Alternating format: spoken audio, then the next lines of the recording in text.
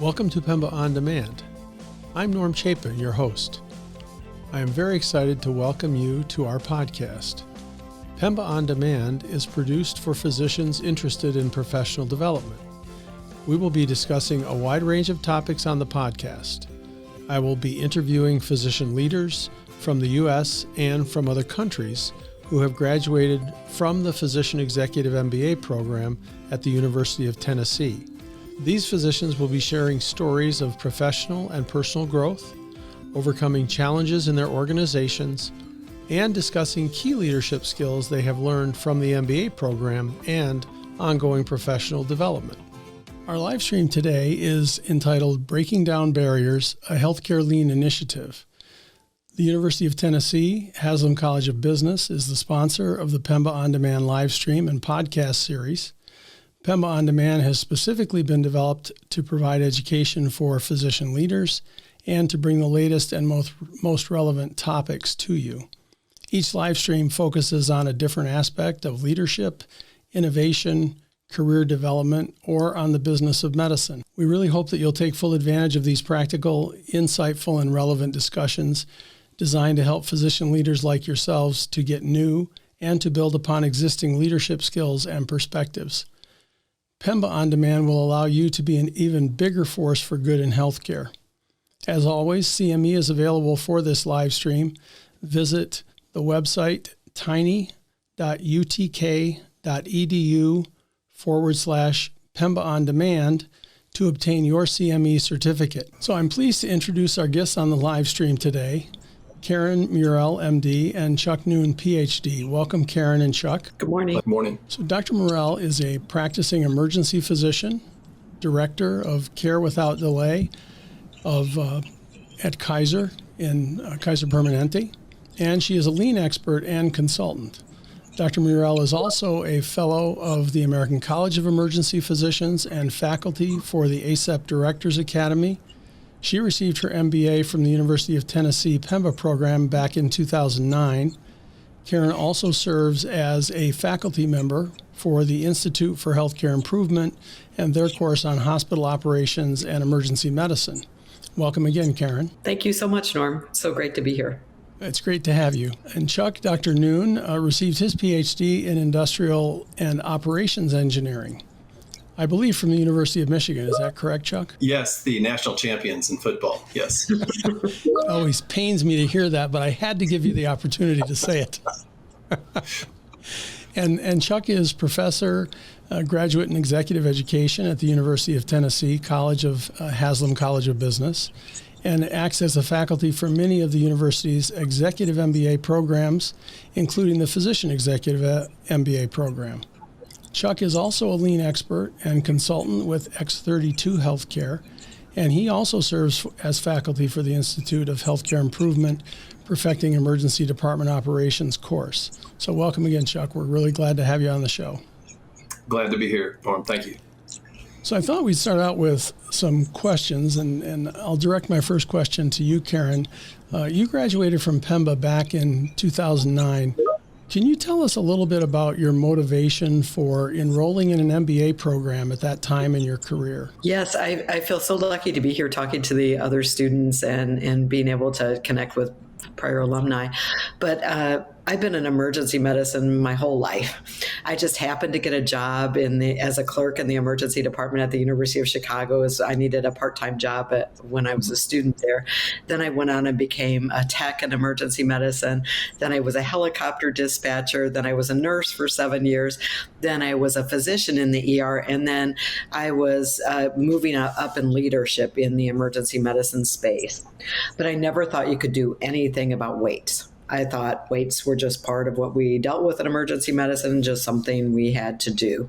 And I just read this little blurb from the University of Tennessee newsletter from my colleague. I did residency with someone you may all know, Jody Crane, who also teaches in the program. And he was talking about this thing called Lean for Healthcare. And at the time, now I think most people have heard of it and have done things with it. But at the time, no one had really done that much with it. And I went and took a 5-day lean operations course at the University of Tennessee, where I got to meet Chuck, who's become a really good friend. And it transformed my world. And I realized we don't have to do things in the way we've done them. And then I wanted to know more information. I wanted to know more about business. I wanted to know more about how we can really drive operational improvements and really improve care for our patients. And so that was my main motivation to go on to the MBA program. Right.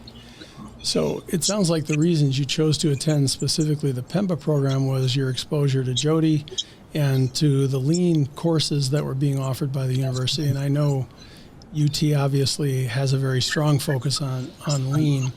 Were there other reasons that attracted you specifically to the Pemba program? Well, I love that it's a physician-only MBA. I love being able to have colleagues from around the country and around the world and get that exposure. And I think physicians, we've done a lot of training in the past and we have a lot of background coming in. So it's so nice to have a program that really allows us to build on the information that we already know in our prior education. So that was one of the main motivations. The other motivation, honestly, was that it was a 1-year program, which I think is amazing for most of us who are very busy people. Yes, that was a main attraction for me as well. I had tried for several years to fit executive education into my career, and the 12-month and holding myself accountable to get the work done in 12 months was a real motivator for me as well. So you mentioned you had already started to accept leadership roles in your emergency medicine career at that point. Can you tell us a little bit about where you were at the point you decided to supplement your education with the MBA program? What was your role at that time? So when I took the course, the short course, I was an assistant director in the emergency department. And then when I came onto the Pemba program, I was the director of our emergency department. And to be frank, we were in a kind of a crisis state. Our volumes were going through the roof. Our wait times were very long.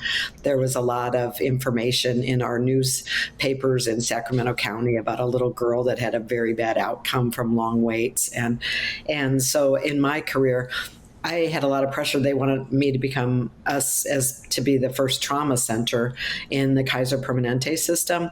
And we also had a huge psychiatric crisis in my community where we were boarding 20 or more psychiatric patients every day.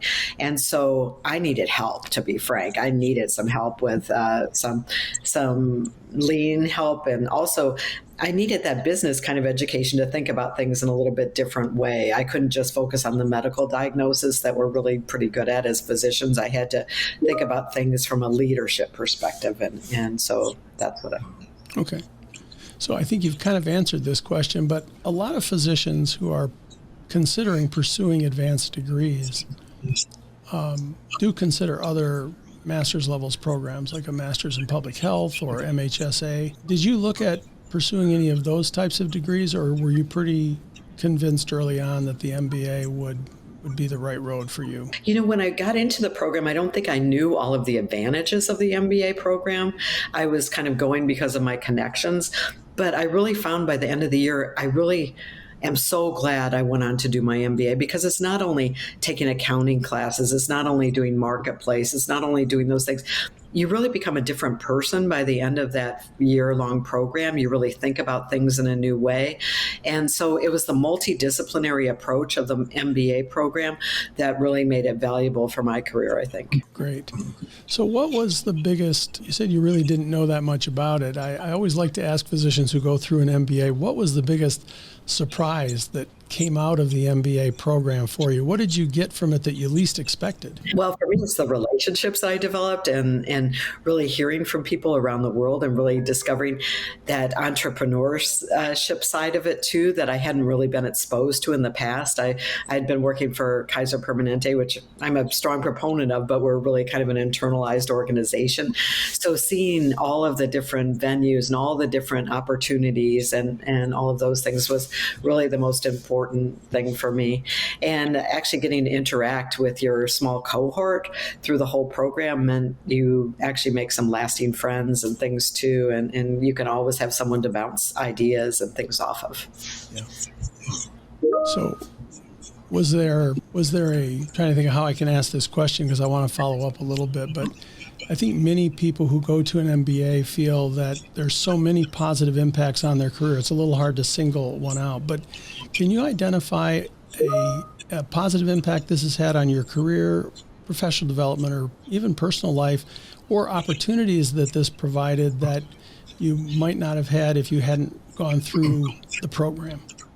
Yeah, I guess within my Kaiser Permanente career, it meant a big difference. It made a big difference for me. So I went from being the director, and then I became the chair of the Chiefs of Emergency Medicine, which for us meant I helped to direct our emergency medicine program across the whole continuum of Northern California, and we're the largest Kaiser Permanente organization there.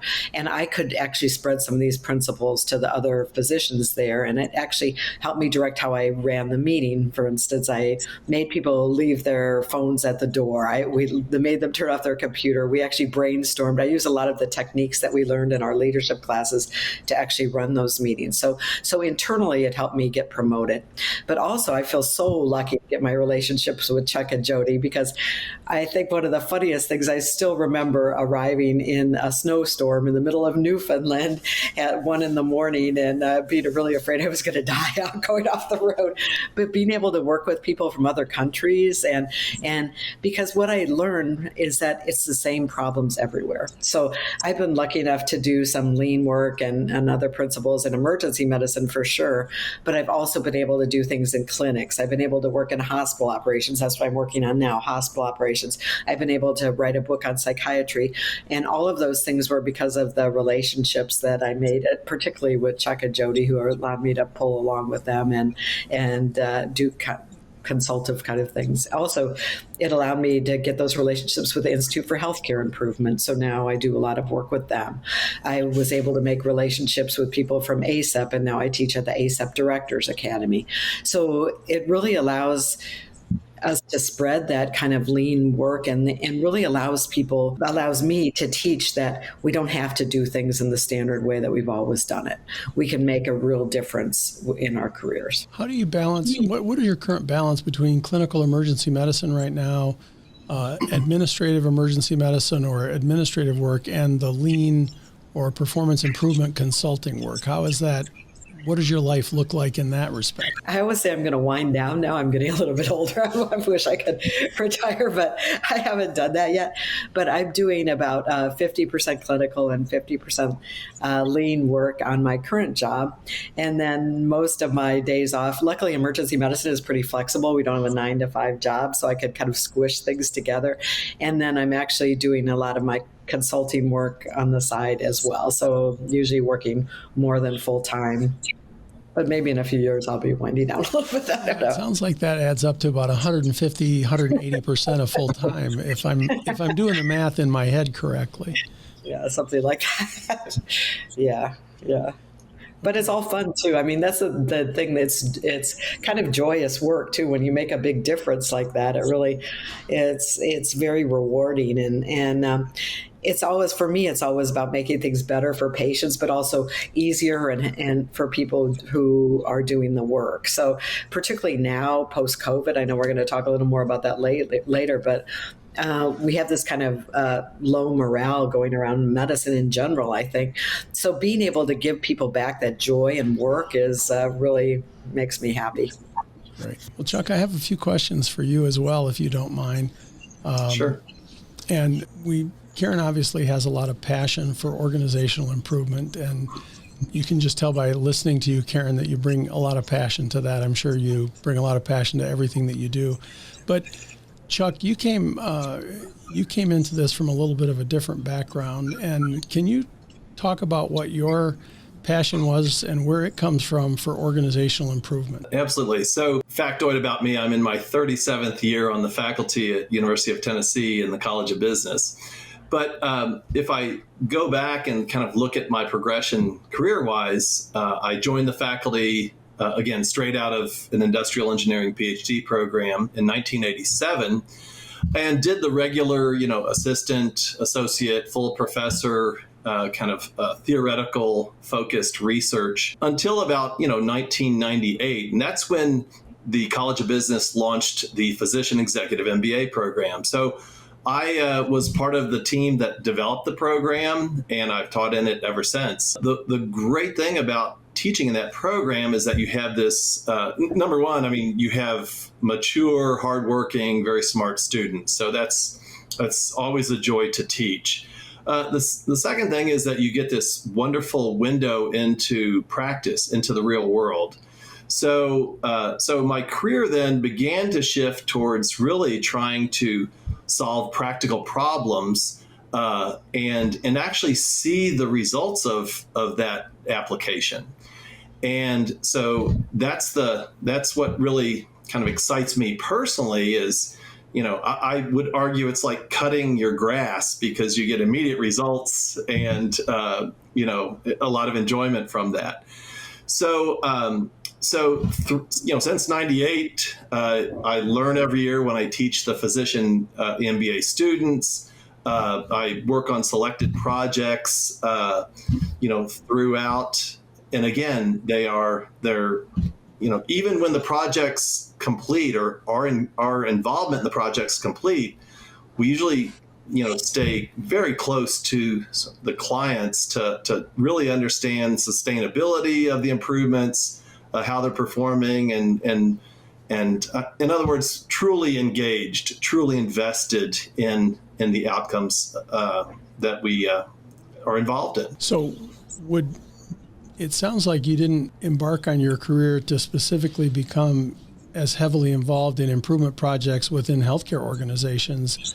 That grew out of, is it fair to say that grew out of the university's decision to develop the Physician Executive MBA program, and then as you got more involved in that? That firmed it up, but when I was actually a master's student in industrial engineering at University of Louisville, I needed some living expenses. And so I took a job working for a healthcare consulting firm. So this is back in the early 80s.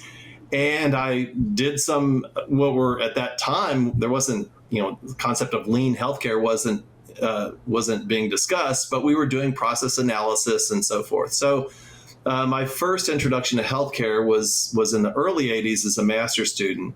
But it wasn't until 1998 when the college made the decision to launch the healthcare MBA, the physician EMBA, and later on the healthcare leaders EMBA, did I really get involved in earnest. And to do that, of course, requires, a large ramp up in terms of understanding that industry. Among industrial engineering, it's very common to study manufacturing processes and making them more efficient and higher quality. But service operations like healthcare sometimes are not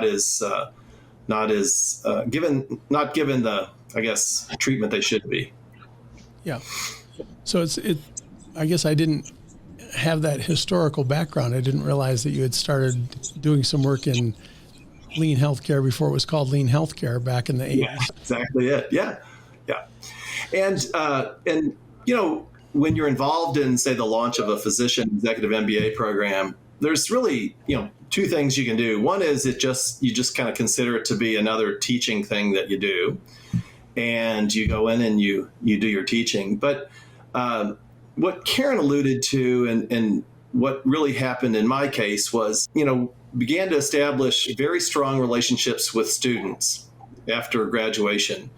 And they would see the value of involving myself in some of the projects that they had going on at their particular organizations. And we also saw the value of bringing them and their expertise back in terms of teaching within our Physician EMBA program and other programs. And so it's kind of a two-way thing. And there are things I can teach about clinical operations improvement that people will, say, okay, that sounds really good. But when they hear from Karen or from Jody, from a physician leader who's got the clinical cred fully covered, it's much more profound in terms of getting that point across. So we've had a great time teaching these improvement methods in all kinds of healthcare systems, payer systems, international. Karen's been taught a lot in the Middle East. We've taught together in just a variety of settings. So it's been, and as she said earlier, the notion of doing things more efficiently, better for the patient, better for the staff, better quality. I mean, that's a robust concept. Doesn't matter who's paying who. That's certainly a robust concept. And Norm, I would just say that the combination of having that clinical work plus the data analytics is so important. Chuck gives that lecture on queuing, and I thought, oh my God, this is so interesting. I'm going to really become an expert on queuing. And then I got the math books, and I'm like, this is way over my head. But I think having the combination of the two of us together, or a combination of any clinical expert with someone who's an expert on the data, really makes the performance improvement projects shine. So are you, with the consulting work that both of you are doing with Jody, I know we talked about X32 Healthcare in your introduction. Is that the vehicle that you use to do most of your consulting work? Well, for me, X32 was a company that Jody and I created back in about 2008. And that was the vehicle we used to do lean education, analytic modeling, and also sort of on-the-ground consulting. So we did that over the next 10 years. And then in 2018, X32 Healthcare was acquired by Team Health. And Jody then became the Chief Medical Officer of Team Health. He's still in that role to this day. And I continue to support analytics for Team Health in that capacity. So in more recent years, if there's an external project, and for example, the one we'll talk about here in a little bit, we just stood that up using sort of my own sole proprietorship, which is called Lean Analytics, and then just partner with Karen or Jody or any other individuals that can bring into a project as needed. So, on average, how many consulting engagements are you involved in annually? Well, I'll let Karen answer that, and then I can tell you my own. Okay. Yeah, well, I do a lot of work with Chuck, obviously, and with Jody and with their company, but I've also done quite a lot of work with the Institute for Healthcare Improvement as well, and their arm, because they asked me to do a lot of consulting. I've been to Qatar 3 times last year trying to help them improve their flow in their emergency department and in their hospitals, where they had a very different system in place and a very different infrastructure in place. And then within my own internal organization, actually, I have a Kaizen event that's starting tomorrow if the ice storm doesn't derail it, which we're waiting for. And then, so usually I would say for me, in this new role, I'll probably do between a combination about 20 of them in a year, I would think. Okay. Yeah. With respect to my own involvement, I tend to favor just a handful, but usually sort of larger engagements that might be like multi-point assessments, analytic modeling, teaching, and so forth. So, maybe average, 4 to 6 per year or something like that. And alongside Karen, I teach for IHI and made, I think 6 trips to Canada last year on just simply one multi-pronged engagement. I'm really excited to hear and learn about the Lean Initiative story that you're about to share, but it sounds like you have slightly different, you talked about a big engagement, Chuck. What is that, a multi-visit type of engagement where you would go back several times? And Karen, were your trips to Qatar, were they for different engagements, or were they all part of the same engagement with just multiple site visits? Well, for Qatar, it was an initiative that was a year-long initiative where we went back multiple times and watched the project evolve over time and changing. So it was one large project. Within my current role, though, there's always, with lean healthcare, you find that there's always room for improvement, right? It's continuous improvement. That's the whole nature of the beast. So I'm doing a local engagement, I really like doing these small projects where you can really get into the meat of it and fix a small problem that's really bothering you. For instance, tomorrow we're working on low and medium acuity flow in the emergency department at one hospital. Then I'm going to another hospital next week, and we're doing the same thing. We're kind of mirroring the engagement. And then I'm hoping to bring Chuck on later in the year to really work on our radiology flow through the whole hospital. So there's any number of projects you can do. When I was working in Northern California, we did everything in the hospital. I was kind of joking that we were this Kaizen hospital, but any problem we had, we found that this was a method that really worked for us, that we would bring the multidisciplinary team together. We'd spend 3 to 5 days and we'd actually fix these small problems. So that way we were able to really improve our operational metrics. And by the end of it, we were actually performing in the 99th percentile of the country for large-sized emergency departments. But it was step by step by step. And we do things in the urology clinic. We did a project in the pharmacy where we were looking at things. We did things all over the organization, transportation, everything. Right. So to answer your question about the multi-prong. So, for example, last year through Team Health, we had a large engagement with 4 separate hospitals in the Ontario province. And, there were numerous visits, one involving or several involving what are called assessments, where a small team goes up and we intensely interview and do data analysis. And we try to look for the opportunity for improvement. We try to identify what are the barriers and then what's the delta. What could you really attain by focusing on a particular aspect of in our cases, usually it's patient flow. We would then come back to sort of prep the improvement event by some education, and then we would conduct an improvement event with a subset of the folks from the course. And again, as Karen mentioned, our sort of style of choice is usually, after some education, perhaps a 3-day improvement event where you're planning and getting things set up on the first 2 days, and then on the third day, you're actually testing a new process, which either takes a life of its own right there, or you learn a lot about it and you come back and repeatedly pilot. And that's what we did, for example, with the project we'll talk about in a bit at Boston. So yeah, I'm excited to hear about this project. I know we've talked a little bit about it in preparation for the live stream, but I think this would be a good time to transition into your presentation and kind of have you share with the audience a little bit about the project, how it developed, and the types of things that you were working on. Okay. So I'll talk a little bit about the genesis of this project, first of all. So Karen and Jody and I teach in the Institute for Healthcare Improvement Emergency Department Improvement Initiative.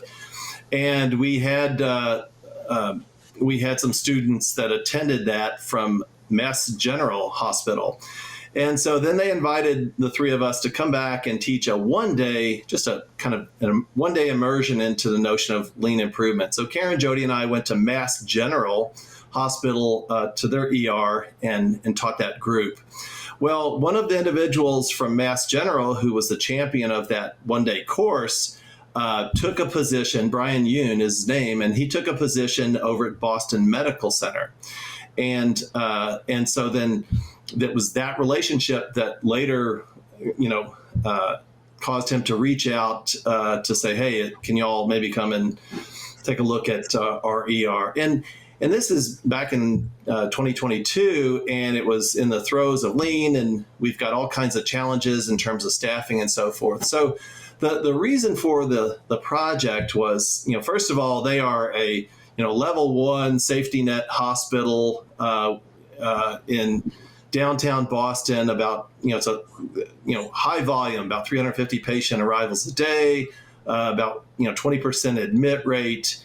And so they were having a lot of challenges in terms of long length of stays, fairly high rate of patients leaving without being seen. And a lot of that was due to the fact that there was a perceived bed shortage in the emergency department. Now, that bed shortage in the emergency department, if you know anything about queuing, is that it stemmed from the fact that they were having trouble getting patients upstairs. In other words, admitted patients were being held in the ER, basically tying up the treatment beds. Now, when their current state at the time was that down the hall, actually a pretty good little walk, was a fast track. And so they would see they would direct the low acuity patients over to this separate 10-bed fast track area. So that was the setup. But everybody else who were mid acuity or more serious acuity would head over to the main side, and they would do their best to try to see all those patients in a timely fashion. But at the time of them reaching out, their metrics, they were not meeting their goals, and were looking for what would be some high leverage points of improvement. So if you go to the next slide, what we did was we started with, first of all, an assessment. And so Jody and Karen and I went up and we interviewed and we did analysis, and we realized that there were some opportunities in terms of patient flow within the emergency department.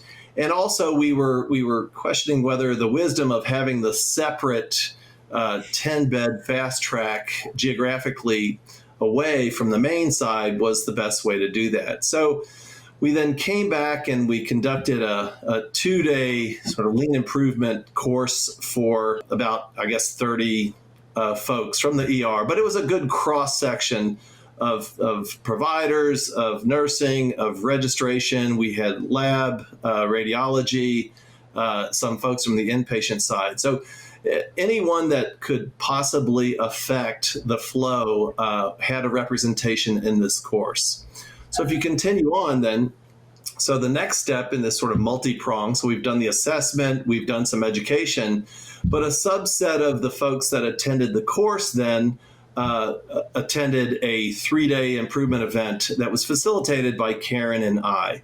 And again, it was about 15 folks that were involved in that improvement event. And you can see the list here. It was a good representation of all the people involved in patient flow within the ER for sure. But, it's not Karen and I standing up at the front of the room telling them, okay, we've got the solution and this is what we think it is. It's really about sort of objectively presenting the data, hearing from them what the challenges are, and hearing from them in terms of what their ideas for improvement are. So it's true facilitation as opposed to us dictating a solution. So, for example, here we've got the layout where we're starting to consider options in terms of handling the lower acuity or mid acuity patients, and we're noting, one such thing is the change in the possible location of treating those patients. If you go to the next slide, you'll see that we also, of course, part of any improvement event like that is mapping. And we start out by, saying, hey, how are patients currently treated? How are these low and vertical mid acuity patients treated? And let's capture all the steps involved in that. And so that's the current state. And this is kind of classic sort of lean Kaizen approach. And then we challenge the group to say, can you come up with a future state? In other words, what could the process look like? What would be ideal from the patient's perspective? And so, after getting all the various handoffs and steps captured for what the current state was using, we then got to a future state that really involved only about 5 steps. Just come in, head to the right direction, and get the team-based care and so forth. So if you roll to the next slide, we'll see that, so what were the elements that we were going after? And so what we had sort of analyzed and we knew was a good opportunity was that if we could reduce the load on the treatment beds, then that would help, clear a lane for the patients that were currently, some of them, higher acuity patients that were sitting in the waiting room. So the question is, can we reduce the footprint of bed consumption by these low and mid acuity patients? And so So some of the elements that we arrived at and then decided to test was this notion of, a patient walks in the door and the first point of contact is with a pivot nurse who, following some very strict criteria in terms of inclusion, either says you're eligible to go to this, streamlined low mid acuity area, or no, you are, you need to head to the main side as soon as possible. So it was a very sort of quick but rigorous sorting, if you will, saying, hey, you turn right and you turn left. The patients that turned right into the low or vertical mid acuity area, the whole notion was like keeping them vertical. So don't have them lay down and take up an examination room if you can any way avoid that. If they need an IV, there are some recliner chairs that you can sit in and do that. If you are waiting for test results to come back, there's a designated waiting area that you can wait in and not be tying up one of those beds. The other thing was efficiency in terms of telling the story. So a patient comes in, they get directed to this area, and then there is a doctor and nurse team that walks in together. They've got, computers there, and both the doctor and the nurse are asking them questions, doing their assessment. They're hearing it once. They're documenting as they go, and super efficient communication between those caregivers. And then another thing is that, there's patients going there. Some of them need, of course, lab work. Some of them need imaging and so forth.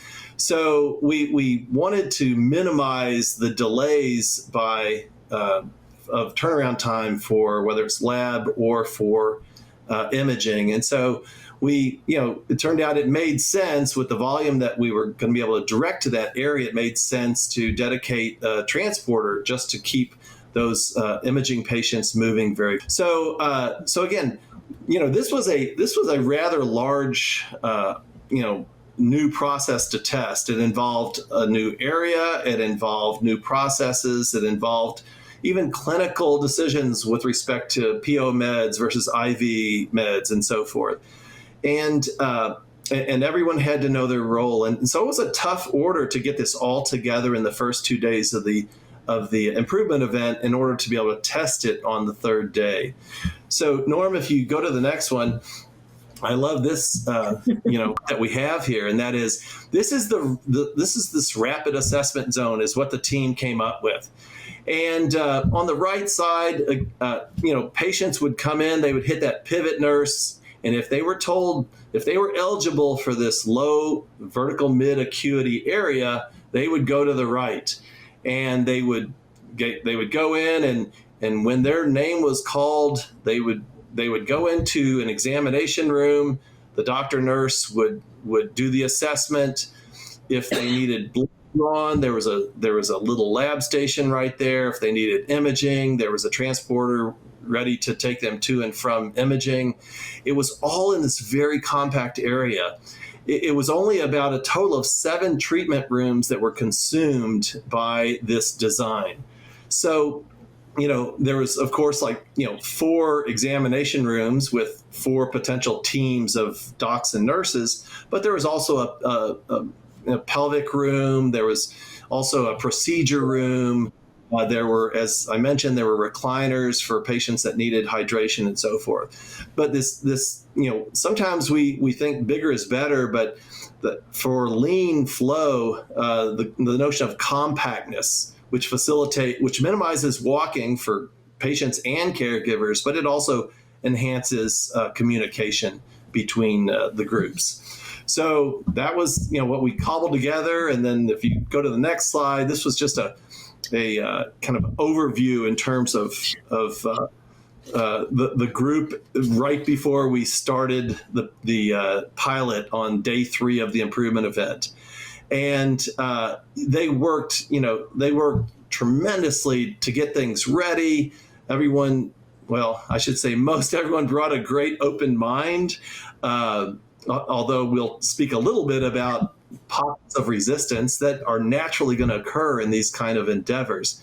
But the team came together. It was like literally getting ready to play a championship game. I mean, it was like, all hands in and let's get this going. So if you go to the next slide, we'll show you sort of what some of the first looks at performance were, and that was on the left side of each of these pairs of graphs are showing sort of what the baseline performance was, and so the right bars on each of these sides represent this new process, which is called the Rapid Assessment Zone, the RAS. So for the low acuity patients, they were able to reduce length of stay by about 43 minutes. For the medium acuity patients, where the vertical ESI3 patients, they were able to drop that actually almost 3 hours. So the pilots demonstrated what could be done in terms of streamlined patient flow through a relatively small footprint. So, and again, different than the fast track before, this took much less floor space. Plus, it started to involve the mid-acuity, the ESI3 patients, which are the largest swath of patients that come into an ER in the first place. And those are the ones that can potentially be the most dangerous because, you want to get those patients assessed as soon as possible because you're not sure if they're really sick or they're not. Now, if you, so this is great. And from a temporal standpoint, it was delivering. And so if you go to the next slide, though, you'll look at what was happening in terms of top box scores for patient satisfaction. So during the pilot, even we had constructed, little surveys for patients to answer, but also, and I don't need to go into the details of this, but basically the new process relative to either the pre-existing fast track or the main side ED was a very significant jump in terms of patient satisfaction. Because again, at the end of the day, patients want to get in and be seen and be treated and move to the next area of care or to be discharged home. I mean, it's kind of a simple formula in a way. So if you go to the next slide really quick, and this was now a project that after the success of the implementation of the RAS, then we got a call back from Boston Medical and said, hey, we've now done a lot of things in terms of improving our emergency department performance, but there are some processes that now go outside of the walls of the ER. And one of them was, say, imaging and lab turnaround time. And so we basically worked with them and said, hey, you know what? We think there's a big opportunity in terms of CT turnaround time. And so, again, and I don't want to dwell on the analysis, but this chart here is kind of very telling. So the blue bars represent CTs being ordered by hour in the ER, and the orange bars represent the CTs being started in imaging. So every time the blue bar is bigger than the orange bar, that means you're naturally building up a queue of patients who are waiting to get their imaging studies done. So and the little skinny line at the top basically shows the order to begin time. It naturally is going to increase over the hours as this imbalance is occurring. So then the natural question is, you can't say, well, order less CTs from the ED. But what you can do is say, what can we do to improve the throughput rate for radiology, in particular for the CT unit? And so if you go to the next one, again, we always, by the way, we feel data is the great objectifier, data analysis, because it is what it is, and it can really help target opportunities for improvement, and also gives you a basis for comparison later on. So, we looked at basically the key intervals of this process between ordering an imaging study and having the final results back. And if you look at, I'll just cut to the chase here on this very top line is the order to final results. And if you look at the lowest part of that line versus the highest part of that line, one can make the case that says, well, why can't you just perform at the lowest part of that line throughout the entire day? And you can actually ask the question that says, for each of the component intervals, can you, if you just took the minimum of each of the lines below that, then that's what you're clearly capable of doing. So if you go to the next slide, we went back, did some more education, and then we did an improvement event. A colleague, Keith Leitner, and I did an improvement event focused on CT turnaround time. And again, we reduced the changeover time to make better use of the CT scanners and the technologists. We worked with transport.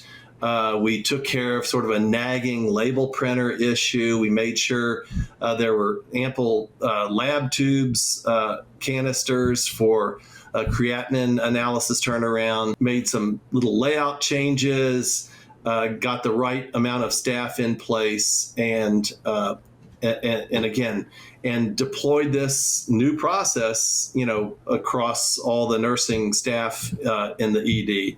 And so if you look at, I'll show you one final slide, and that is the results of the pilot. And again, you set this pilot up, and then you run it on the third day, and then you compare how prior days' performance looked in terms of the turnaround time by individuals needing CT scans, and then you compare that to what was delivered in a streamlined fashion on the third day.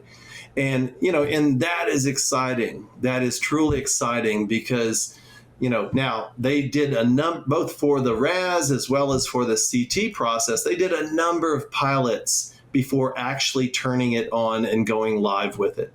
So the CT process just got in place permanently in early December, just about a month ago. And they're still continuing to improve and tweak it and have it get close to delivering the pilot kinds of results. So again, this is just kind of an example. It started with assessment. We do some analysis to see what the delta is, the possible opportunity is. We feel it always works better when there's an installment of some education, especially related to lean healthcare, and then the facilitated improvement event. And again, these were they're not sort of easy. And there's an old saying that says, if it was easy, everyone would be doing it. And clearly that's not the case. A lot of organizations, the default setting is to not change. And so it's not until you as a physician leader are able to paint that future state and you're credible in terms of being able to attain it, then you'll get their attention and they will follow you at least to try that out. And that's what I think the physician leaders bring to this mix tremendously, because again, if I was there by myself and there's a lot of things clinically that people could challenge me on and I wouldn't be able to respond to. But when I'm there with a Karen or Jody and so forth, they can respond to that, and especially it gets the attention of the other providers, on the teams. So with that, be happy to. Karen, you want to add any color to this? Yeah, I definitely do. And the one thing I want to say is that this project had a couple of key things that are necessary for it to really work. It had a really, really engaged leadership team on the ground, that they had this real vision for where they wanted their place to go. And I think that us as Pemba leaders, we can set the vision for the people on the ground. And the other thing that these improvement events really do, there's two things. There's the process part that we're going to work on and we're going to help them get there, but you're also creating this culture of flow and getting people engaged and really wanting to do this work. And so once you've done the one project, it's a lot easier to do the second, third, fourth, fifth that you need to do. Yeah. And this idea of continuous improvement. The other thing I'll say is that as humans, I think that both Chuck and I would agree that we really do not like change at all. And it's really, you're always going to meet that resistance. So I've have this kind of as a mantra of expect 90 days of pain, that, as you're rolling things out, there's going to be this resistance and this pushback. But if you hold the course and let it get over the hump, it becomes part of the culture and it becomes part of the organization. So it was a really great project. And I think because they had those amazing physician leaders and they really set the standard and the vision for where they wanted to go, that these were a success. Thank you both for that presentation. That really is a good example of impact that you can have on an organization through some of these methodologies. This podcast is sponsored by the Physician Executive MBA program at the University of Tennessee, Knoxville's Haslam College of Business. In less than 1 calendar year, this program will equip you with valuable business acumen and leadership development not found in traditional medical school curriculum. Are you ready to join the longest-running physician-only MBA program in the country and a network of nearly 1,000 Pemba graduates? Visit tiny.utk.edu/POD podcast for information about this exciting opportunity. And now we'll return to the episode.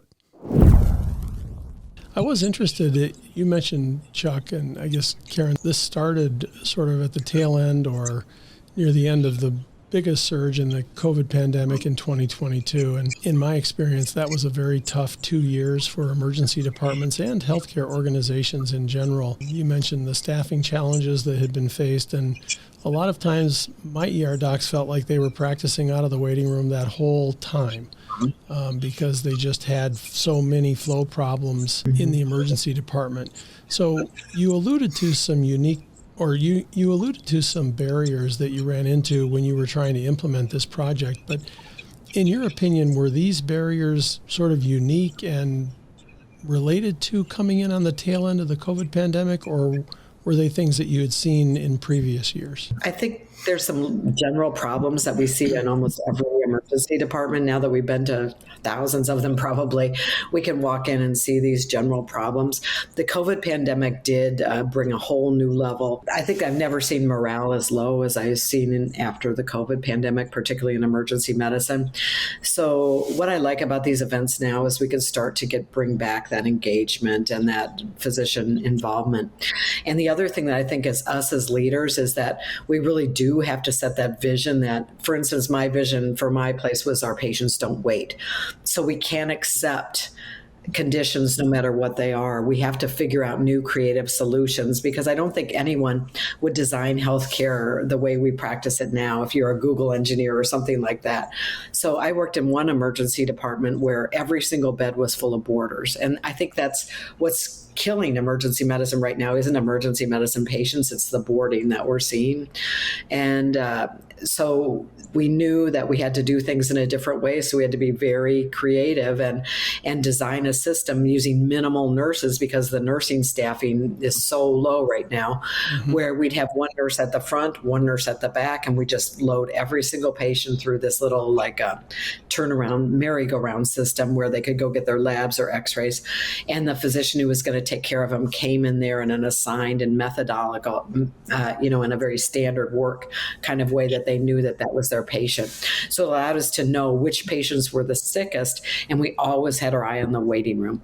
So was it pretty? No, it was really ugly. It was waiting room medicine, but at least it allowed me to have some autonomy that I could practice the way I wanted to. I could still order my tests. I could still get the things done. I could still get treatments, and I could prioritize which patients needed to be brought in emergently. But we had to think in a very different way that we never thought before. And so I'm convinced that lean healthcare and this performance improvement is the way we're going to start to improve our physician and our staff morale, and maybe get it back to where it was before the pandemic, hopefully. Great. Thanks for those comments. And Chuck, one of the things that, and you made a comment earlier about lean healthcare improvement projects are like mowing the grass because you can see the immediate and tangible effects. But I've seen a lot of organizations that, like mowing the grass, you look out at your grass a week later and all of those changes and the beautiful lawn that you had has kind of gone away. So can you share with us, are there any particular predictors of sustainability that you've identified when you go in to do these lean events that you include in your education for the leaders in the organization, so that you don't come back in 6 months and find that the grass is all grown up again? A great question, Norm. Indeed, and Karen mentioned this as well, is it really takes commitment by administration, management, leaders in the organization. If they're trying to hire a consulting group to come in and outsource improvement, and it's not in the DNA of the organization and certainly in leadership in the organization, it's doomed to fail. And so one of the things we loved working with Boston was not only were they taking it very seriously and, early on, that was very apparent, but their persistence after the initial pilot test, and they would never finish a pilot without scheduling the next one. It wasn't like, let's try this and then, we'll maybe try to come back and do it again some other time. They were very firm, so they managed the project very well in that respect. And I want to just tack on to something that Karen said, and that is, what we saw with COVID and especially inpatient staff shortages causing holds and queued up back into the ER. There was a tendency also for sometimes like the ER people to say, there's nothing we can do because we've got all these holds. We're a 60-bed ER and we've got 30 holds, and so we're not going to do anything until the inpatient fixes their side of the house. And my sort of question back to them was, okay, well, if you've got a 60-bed ER and 30 beds are chronically tied up with holds, are you running a world-class 30-bed ER? Let's do the best. Let's accept that we've got a set of resources that have been taken away, and let's do what we can with what remains. And that was why this particular project of a small footprint, streamlined patient flow for actually about half of discharged patients go through this area each day. So, it's this mighty set of rooms in terms of volume throughput. And then the CT turnaround time is, the math is all there. If in their case, they were able to shorten the turnaround time with contrast by 2 hours, and they were doing that for about 30 patients a day just in the ER. So you say, well, okay, 30 patients a day, you're shortening their in-bed length of stay by 2 hours. You just freed up 60 bed hours, and so during the peak period, that's like building out another 5 beds right there. Right. And so that's how the math works. So.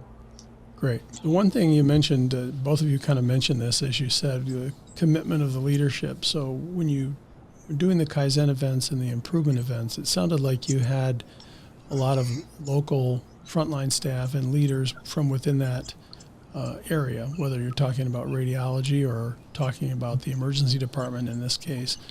How do you engage the executive suite, or do you engage the executive suite in these activities in a way that you found to be more beneficial in terms of maintaining and achieving that level of sustainability? Yeah, for me, having that leadership engagement is so crucial. So I think when we first go into a place, of course, we meet with the leadership team very first thing. And then we usually ask the leadership team to come at the beginning of one of these events and let the frontline staff know that, hey, this is so important to our organization. And one of the most powerful things to me is having each member of the frontline staff give part of the report out at the end of the third day. So each person, housekeeping could be giving the same talk as a physician, each person having a slide with their role in the department, talking to the hospital leadership team. Sometimes it's almost made me want to start crying because they've never had that voice before. And then having that leaders tell those leaders say how much they really appreciate that work. As we went forward with some of our events, our C-suite leader would often come down and round in the emergency department, and it let those frontline staff know, hey, he's still engaged, he's still interested. And then they were all of them would talk about it and were willing to try the next thing. So I think it's critical. Great. I'm going to switch over now. I forgot to mention this at the beginning of the live stream, but we do have time for some questions for Chuck and Karen. If you have a question for them, please enter them into the comment section, and we will address those. So we had one comment so far from Mike Shearhorn, who is just passing on his accolades to both of you, that he's enjoyed listening to the lectures and that kind of thing. So I thought that was great. But I really appreciate the time that you two have taken. I know that your schedules have been very busy, and Karen, yours especially has involved a lot of travel in the past week. But I appreciate you both making time to come on the live stream. For the audience, we will be releasing this as a podcast next Thursday, both as an audio and a visual podcast. So that will be available to you either on Apple Podcast or on Spotify, Google Podcast, and you'll also be able to see that visually at the YouTube channel, which we have Pemba on demand. So those links have been in the messages and the communications that have been coming out from Kate Ashley and from Tom as well. So I will close by just reminding you that you can have CME for this event by going to the website, and I will post that up here in just a minute. But thank you all for joining, and I look forward to our next live stream next month, where we will be having some more very, very interesting discussion with Pemba alumni. That wraps up our show for today. Thank you very much for joining and listening to the podcast. If you have any comments or questions regarding this episode, please feel free to add them in the comment section on our website, tiny.utk.edu/POD podcast. We love hearing from you and are happy to answer any questions you may have. I will add a link to the website below. Please also don't forget to subscribe to the podcast by clicking the subscribe button. Add Pemba On Demand to your podcast library today. I would also appreciate it if you could leave a review of the podcast on your podcast player. Share the podcast with your friends and colleagues also. Please take good care of yourselves, and as always, good luck with your future.